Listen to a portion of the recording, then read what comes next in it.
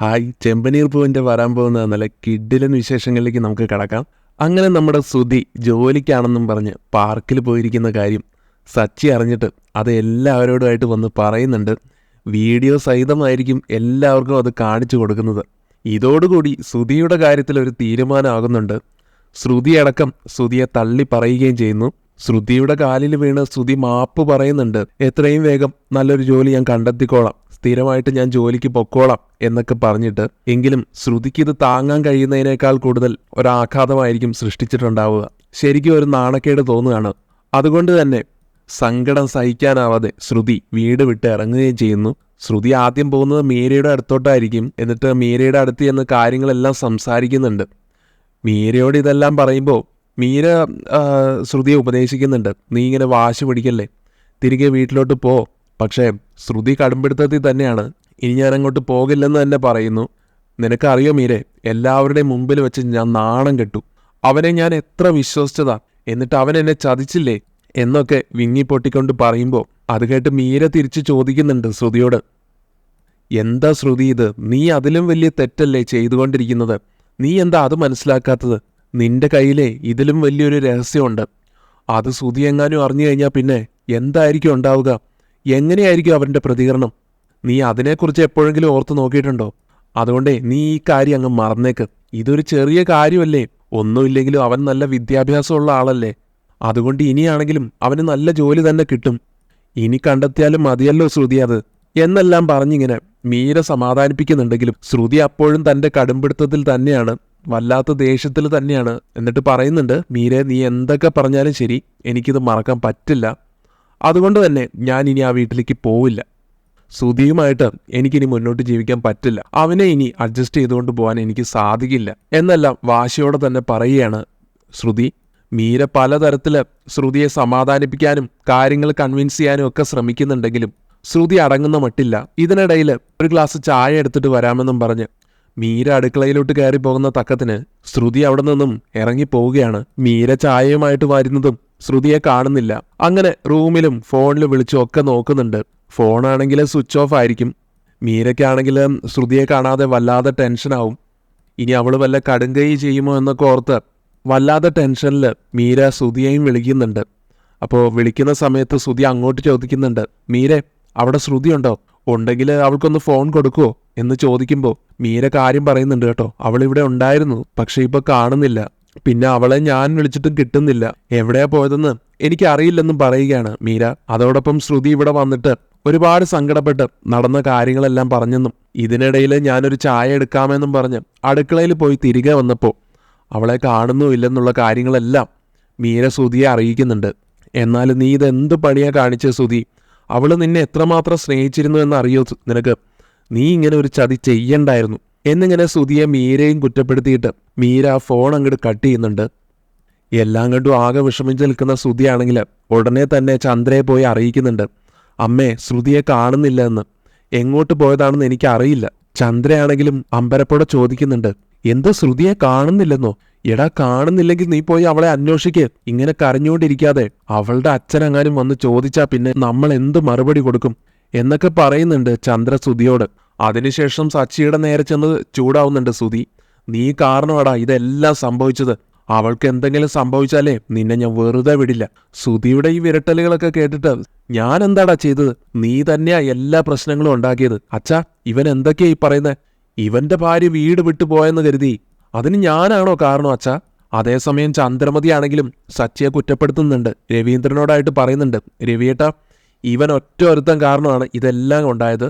ഇവൻ അവളുടെ മുമ്പിൽ വെച്ച് എല്ലാം പറഞ്ഞതുകൊണ്ടാ അവൾ ആ സങ്കടത്തോടെ വീട് വിട്ട് ഇറങ്ങിയത്. നമ്മളിനി എന്താ ചെയ്യുക രവിയേട്ടാ എന്നൊക്കെ കരഞ്ഞുകൊണ്ട് ചോദിക്കുന്നുണ്ട് ചന്ദ്രയും. അപ്പം രവീന്ദ്രൻ പറയും, എന്തായാലും അവൾ പോകാൻ സാധ്യതയുള്ള സ്ഥലത്തൊക്കെ ഒന്ന് പോയി അന്വേഷിക്കും. ആ സമയം ശ്രുതി പറഞ്ഞു കൊടുക്കുന്നുണ്ട്, അവളുടെ ഫ്രണ്ട് എന്നെ വിളിച്ചിരുന്നെന്നും അവിടെ വന്നിരുന്ന് ഒരുപാട് സങ്കടത്തോടു കൂടിയാണ് അവൾ അവിടെ നിന്നും പോയതെന്നുമാണ് പറഞ്ഞത്. എനിക്കാകെ പേടിയാവുന്നുണ്ട് അച്ഛാ. എടാ, നീ എന്തായാലും അവൾ പോകാൻ സാധ്യതയുള്ള സ്ഥലത്തേക്ക് ഒന്ന് പോയി അന്വേഷിക്കേ. ദേ, കൂടെ ഈ സച്ചിയും കൊണ്ടുപോക്കോ. എന്നാ സച്ചി ഇത് കേട്ട് പറയുന്നുണ്ട് കേട്ടോ, ഞാനെങ്ങും പോകുന്നില്ലെന്ന്. എന്നാൽ രവീന്ദ്രൻ സച്ചിയോട്, എടാ, ഇത് വാശി പിടിക്കേണ്ട സമയമല്ല. ശ്രുതി ഈ വീട്ടിലെ മരുമകളാ. അതുകൊണ്ട് അവൾ ഇവിടെ എത്തിയിരിക്കണം. രണ്ടുപേരും അവളെ കണ്ടെത്തിയിട്ട് ഇങ്ങോട്ട് വന്നാ മതി എന്നും പറഞ്ഞ് സച്ചിയെ ശ്രുതിയുടെ കൂടെ പറഞ്ഞു വിടുന്നുണ്ട് രവീന്ദ്രൻ. അങ്ങനെ എല്ലായിടത്തും പോയി അന്വേഷിക്കുകയാണ് രണ്ടുപേരും. എവിടെയും ശ്രുതി ഉണ്ടായിരിക്കില്ല. അങ്ങനെ ശ്രുതി പാർലറിലെ ഒരു പെൺകുട്ടിയെ വിളിക്കുന്നുണ്ട്. ആ കുട്ടിയാണെങ്കിൽ പറയുന്നുണ്ട് ഇവിടുന്ന് ഒരു 5000 രൂപ എടുത്തിട്ടാണ് പോയത്. ഒരു സ്ഥലപ്പേര് പറഞ്ഞു കൊടുത്തിട്ട് അങ്ങോട്ട് ബസ് കയറിയാണ് പോയതെന്നും അറിയിക്കുന്നുണ്ട്. അതായത് ശ്രുതിയുടെ അമ്മയും മോനും ഉള്ള ആ നാട്ടിലേക്കായിരിക്കും ശ്രുതി വണ്ടി കയറി പോയിട്ടുള്ളത്. ഇതറിയുന്ന സച്ചി പറയുന്നുണ്ട് അവിടെ പോയാൽ തന്നെ നമ്മൾ എവിടെ പോയി അന്വേഷിക്കാമെന്ന് കരുതിയിട്ടാ. പിന്നെ അവിടെ ബന്ധുക്കളൊന്നും ഇല്ലല്ലോ. ആ സ്ഥിതിക്ക് പൗഡറേട്ടത്തി എന്തിനാ അങ്ങോട്ടൊക്കെ പോകുന്നേ?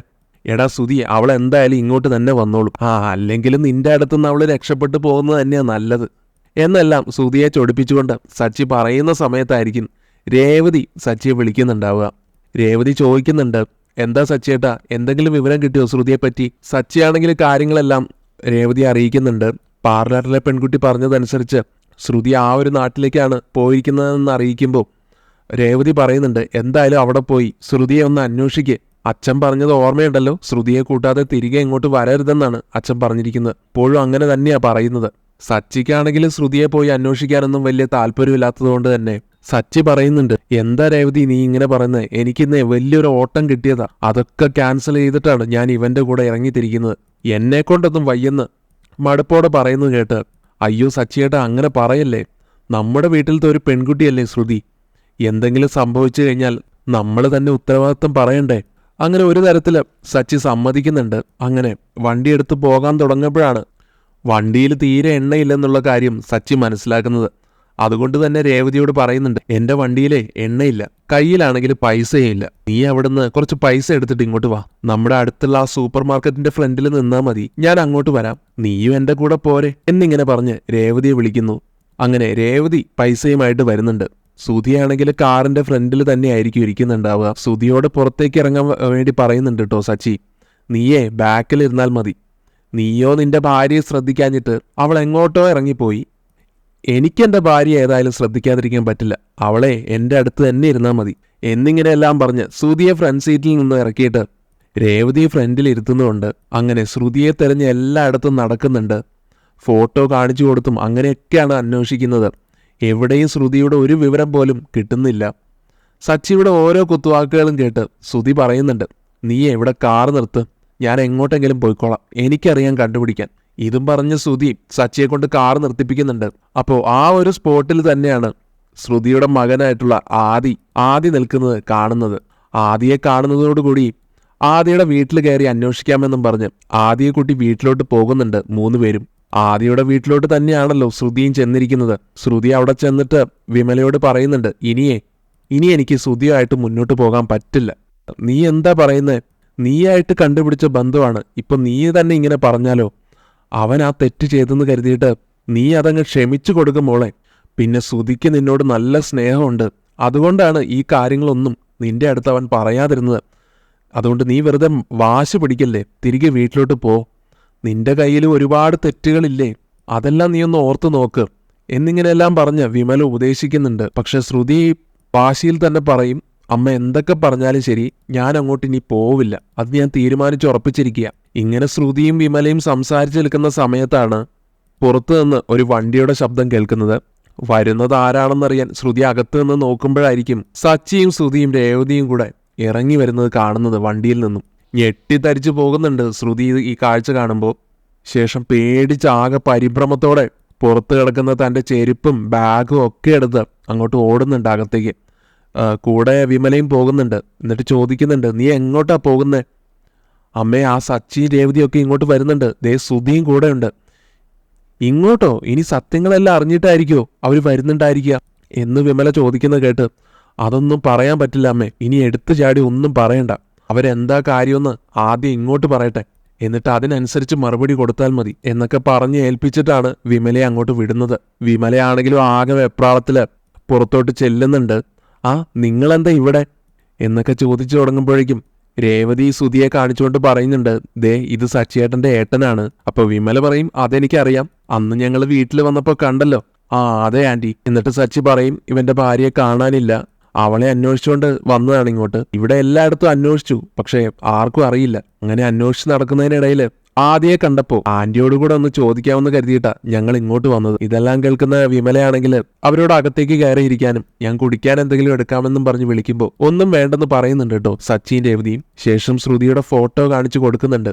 എന്നിട്ട് ഈ കുട്ടിയെ അറിയോ, ഇവിടെ എവിടെയെങ്കിലും വന്നിട്ടുണ്ടോ എന്നൊക്കെ ചോദിച്ചറിയാൻ ശ്രമിക്കുമ്പോൾ വിമലയാണെങ്കിൽ ഒന്ന് പരിങ്ങുന്നുണ്ട്. എങ്കിലും പറയുന്നുണ്ട്, അത് പിന്നെ എനിക്ക് അത്ര ഓർമ്മ കിട്ടുന്നില്ല, ഞാൻ കണ്ടിട്ടില്ലെന്നാ തോന്നുന്നത്. പിന്നെ അന്ന് അവിടെ വെച്ച് ഒരു മിന്നായം പോലെ കാണുകയല്ലേ ചെയ്തുള്ളൂ, എനിക്കറിയില്ലെന്ന് തന്നെ പറയുകയാണ് വിമല. ഇതേ സമയത്ത് തന്നെ ആദ്യം ഇങ്ങനെ എല്ലായിടത്തേക്കും നോക്കുന്നുണ്ടായിരിക്കും. എന്നിട്ട് വിമലയോടായിട്ട്, മുത്തശ്ശി ആന്റി ഇവിടെ നിന്നായിരുന്നല്ലോ, പക്ഷെ പെട്ടെന്ന് ആന്റിയെ കാണുന്നുമില്ലല്ലോ. ആദിയുടെ ആ വാക്കുകൾ കേട്ട് എല്ലാവർക്കും സംശയം തോന്നുകയാണ്. എന്നിട്ട് രേവതി ചോദിക്കുന്നുണ്ട്, ആന്റിയോ? അപ്പോൾ ആന്റിയുടെ മോൾ ഇവിടെ വന്നിരുന്നോ? വിമലയാണെങ്കിൽ ഇതിനൊക്കെ എന്ത് മറുപടി കൊടുക്കണമെന്നറിയാതെ ശരിക്കും നിന്ന് വേർക്കുന്നുണ്ട്. ഇതേ സമയം ആദിയുടെ ഫ്രണ്ട്സ് വന്നിട്ട് കളിക്കാമെന്നും പറഞ്ഞ് ആദ്യം അവിടെ നിന്നും കൂട്ടിക്കൊണ്ടു പോകുന്നു.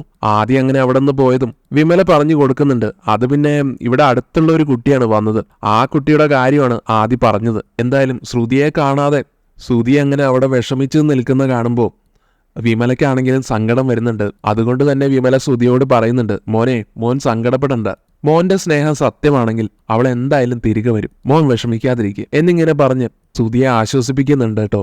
അങ്ങനെ അവിടെ നിന്ന് രേവതിയും സച്ചിയും ശ്രുതിയും പോകുന്നുണ്ട്. വൈകാതെ എല്ലാവരും പോയെന്ന് ഉറപ്പിക്കുന്നതും ശ്രുതി പുറത്തോട്ട് വരുന്നുണ്ട്. അതിനുശേഷം വിമല ശ്രുതിക്ക് പറഞ്ഞു കൊടുക്കുന്നുണ്ട്, നീ കണ്ടോ മോളെ അവന്റെ സങ്കടം, നീ അങ്ങോട്ട് ചെല്ല്, അവരിനി തെരഞ്ഞു നിന്നെ കാണാതെ വരുമ്പോ ഒടുവിൽ പോലീസിന് കംപ്ലൈന്റ് കൊടുക്കും, പിന്നീട് അതൊക്കെ വലിയ പ്രശ്നമാകും, അതുകൊണ്ട് തൽക്കാലം നീ തിരികെ പോകുന്നത് തന്നെയാണ് നല്ലതെന്ന് പറഞ്ഞ് ശ്രുതിയെ നിർബന്ധിക്കുകയാണ് കേട്ടോ വിമല. അങ്ങനെ ഒടുവിൽ ശ്രുതി തിരിച്ചു പോകാൻ തന്നെ തീരുമാനമെടുക്കുകയാണ്.